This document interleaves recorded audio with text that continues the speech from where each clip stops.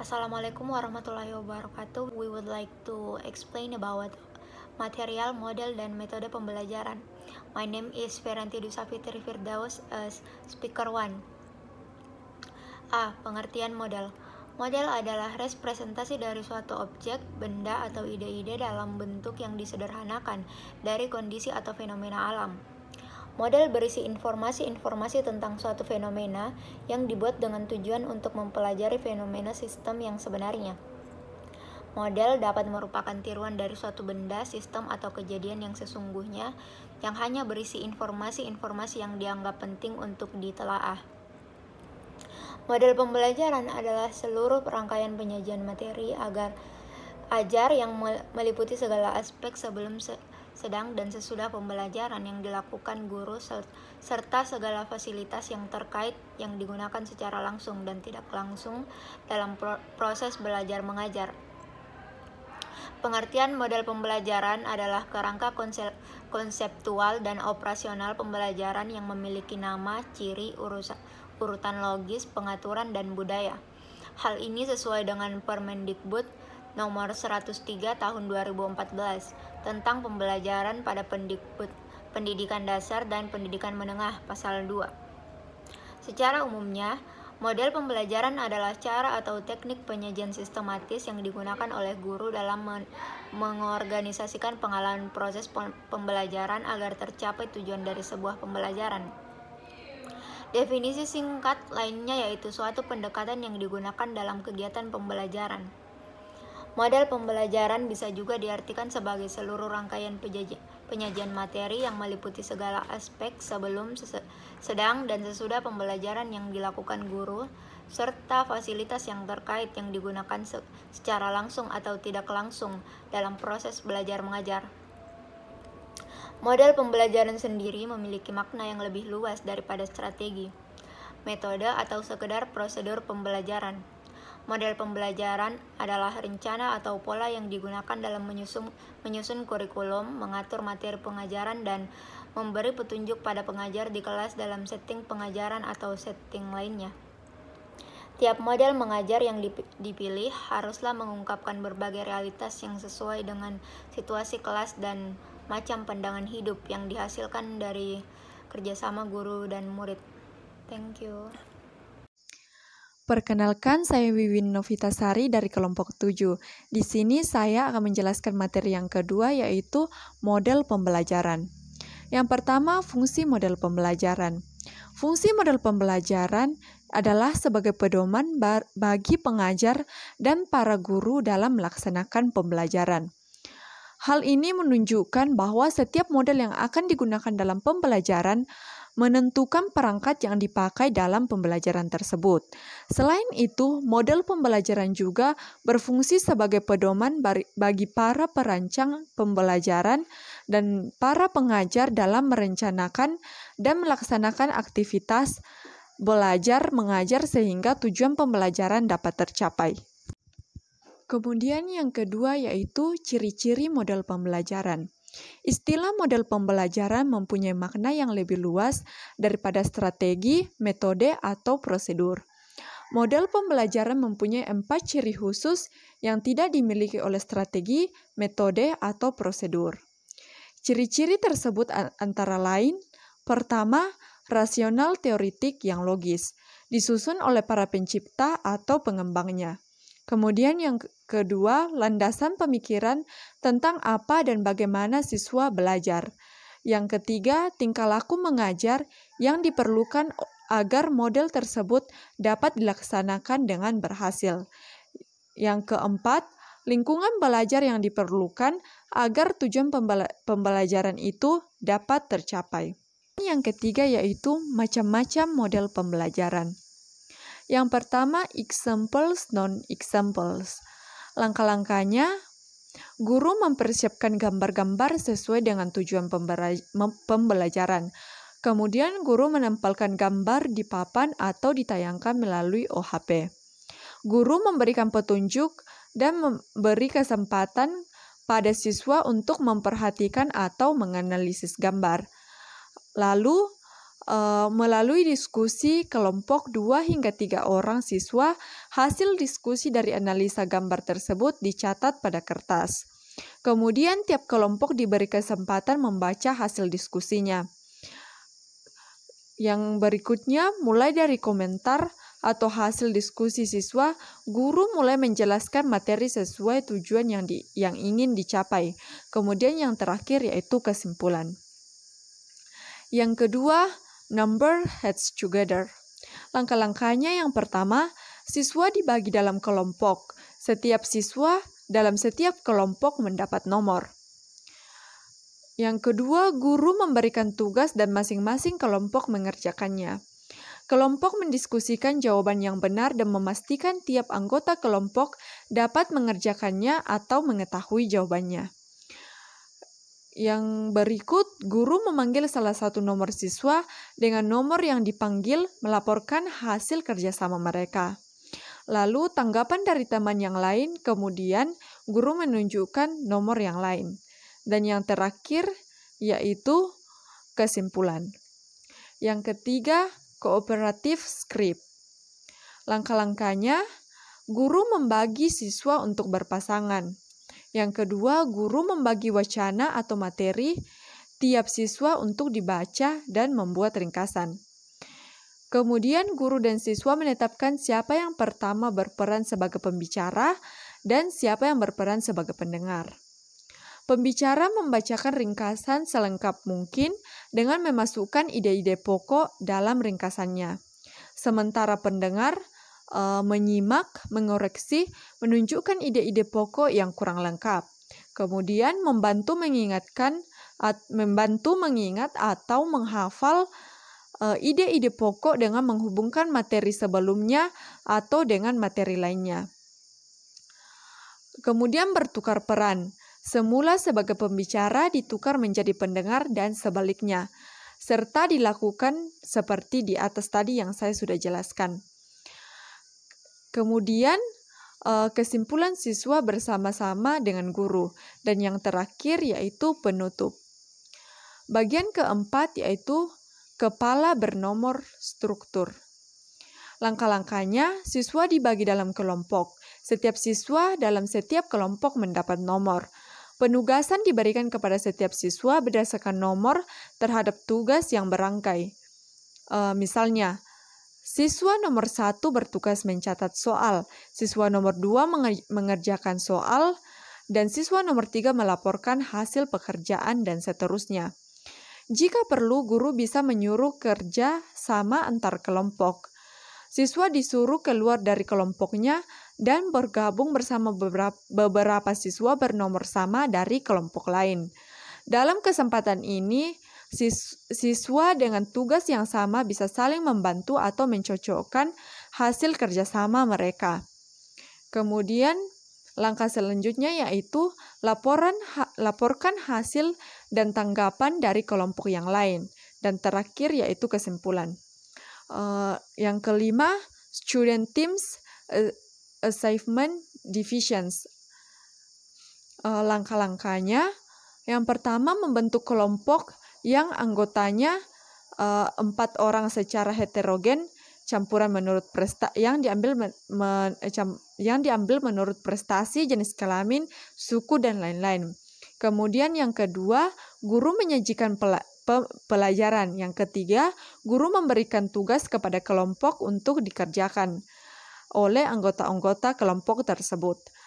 Anggotanya yang sudah mengerti dapat menjelaskan pada anggota lain sampai semua anggota dalam kelompok itu mengerti. Kemudian langkah selanjutnya, guru memberi kuis atau pertanyaan kepada seluruh siswa. Pada saat menjawab kuis tidak boleh saling membantu. Kemudian langkah selanjutnya itu memberi evaluasi, dan yang terakhir yaitu memberi kesimpulan. Kemudian yang keenam yaitu jigsaw, ketujuh problem based introduction, ke-8 artikulasi, yang ke-9 mind mapping, yang ke-10 make a merge, yang ke-11 think, pair, and share, yang ke-12 debate, dan yang ke-13 yaitu role playing. Thank you. Oke, selanjutnya saya akan melanjutkan materi yang dibacakan oleh Saudari Wiwin Novitasari. Bagian N yaitu Group Investigation dari Saran pada tahun 1992. Adapun langkah-langkahnya yaitu guru membagi kelas dalam beberapa kelompok heterogen. Guru melanjutkan maksud pembelajaran dan tugas kelompok. Guru memanggil ketua kelompok dan setiap kelompok mendapat tugas suatu materi atau tugas yang berbeda dari kelompok lain. Masing-masing dari kelompok membahas materi yang ada secara kooperatif yang bersifat penemuan.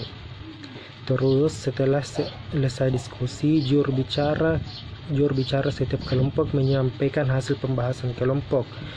Guru memberikan penjelasan singkat sekaligus memberi kesimpulan, evaluasi, dan penutup. Terus bagian O yaitu talking stick. Adapun langkah-langkahnya yaitu guru menyiapkan sebuah tongkat. Guru menyiapkan materi pokok yang akan dipelajari, kemudian memberikan kesempatan kepada siswa untuk membaca dan mempelajari materi. Setelah membaca mempelajari materi atau buku pelajaran dan mempelajar dan mempelajarinya, siswa menutup bukunya. Terus guru mengambil tongkat dan memberikan kepada siswa. Setelah itu guru memberikan pertanyaan dan siswa yang memegang tongkat tersebut harus menjawabnya. Demikian seharusnya sampai sebagian besar siswa mendapat bagian untuk menjawab setiap pertanyaan dari guru. Guru memberikan kesimpulan, evaluasi, dan penutup. Bagian P yaitu pertukaran pasangan. Adapun langkah-langkahnya, setiap siswa mendapat satu pasangan. Guru bisa memilih menunjuk pasangannya atau memilih siswa sendiri pasangannya. Guru memberikan tugas dan siswa mengerjakan tugas dengan pasangannya. Setelah selesai, setiap pasangan bergabung dengan satu pasangan yang lain. Kedua pasangan tersebut bertukar pasangan, kemudian dengan pasangan yang baru ini saling menanyakan dan mencari kepastian jawaban mereka. Bagian Q yaitu snowball throwing. Langkah-langkahnya yaitu guru menyampaikan materi yang akan disajikan. Guru membentuk kelompok-kelompok dan memanggil masing-masing ketua kelompok dan memberikan penjelasan tentang materi. Kemudian masing-masing ketua kelompok kembali ke kelompoknya masing-masing, kemudian menjelaskan materi yang disampaikan oleh guru kepada temannya. Terus bagian R yaitu student facilitator and explaining, yaitu guru menyampaikan kompetensi yang ingin dicapai. Guru mendemonstrasikan atau menyajikan materi, memberikan kesempatan siswa untuk menjelaskan kepada siswa lainnya, misalnya melalui bagan atau peta konsep. Adapun bagian S yaitu demonstration atau langkah-langkahnya, guru menyampaikan kompetisi yang ingin dicapai. Guru menyajikan gambaran sekilas materi yang akan disampaikan. Guru menyiapkan bahan atau alat yang diperlukan, kemudian menunjuk salah satu siswa untuk mendemonstrasikan sesuai skenario yang telah disampaikan. Seluruh siswa memperhatikan demonstrasi dan menganalisisnya. Setiap siswa mengeluarkan hasil analisisnya dan juga pengalaman siswa didemonstrasikan. Kemudian yang terakhir yaitu guru membuat kesimpulan. Adapun bagian T yaitu mind mapping atau adapun langkah-langkahnya, guru menyampaikan kompetensi yang ingin dicapai. Guru mengemukakan konsep atau permasalahan yang ingin ditanggapi oleh siswa yang sebaiknya permasalahan yang mempunyai alternatif jawaban. Membentuk kelompok yang anggotanya 2-3 orang, yang dimana tiap kelompok menginventarisasi atau mencatat alternatif jawaban hasil diskusi. Bagian U yaitu tebak kata. Langkah-langkahnya yaitu guru menjelaskan kompetensi yang ingin dicapai atau materi dalam waktu kurang lebih dari 45 menit. Kemudian guru menyuruh peserta didik berdiri berpasangan di depan kelas.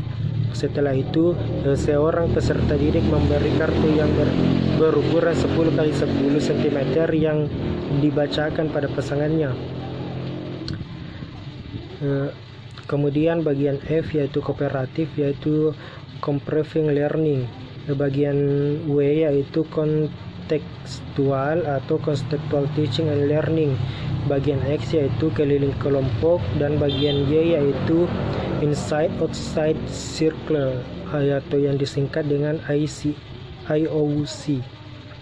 Adapun pengertian IOC yaitu pembelajaran inside outside circle adalah model pembelajaran yang dikembangkan oleh Spencer Kagan untuk memberikan kesempatan kepada peserta didik agar saling berbagi informasi pada saat yang bersamaan.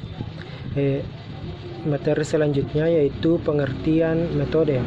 Metode berasal dari bahasa Yunani yang berarti methods, yang berarti cara atau jalan yang ditempuh.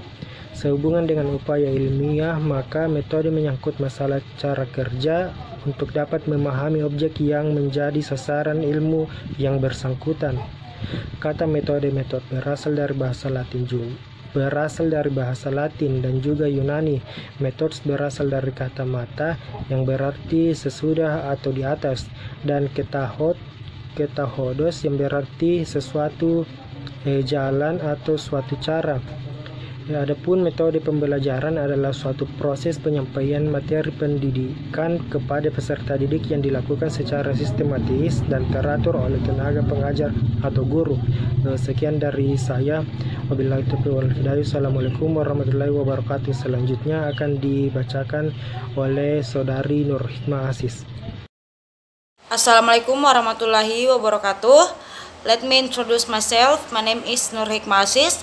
Now I want to let me explain about the metode pembelajaran. Proses belajar memerlukan metode-metode khusus yang jelas untuk mencapai tujuan pembelajaran yang efektif dan efisien.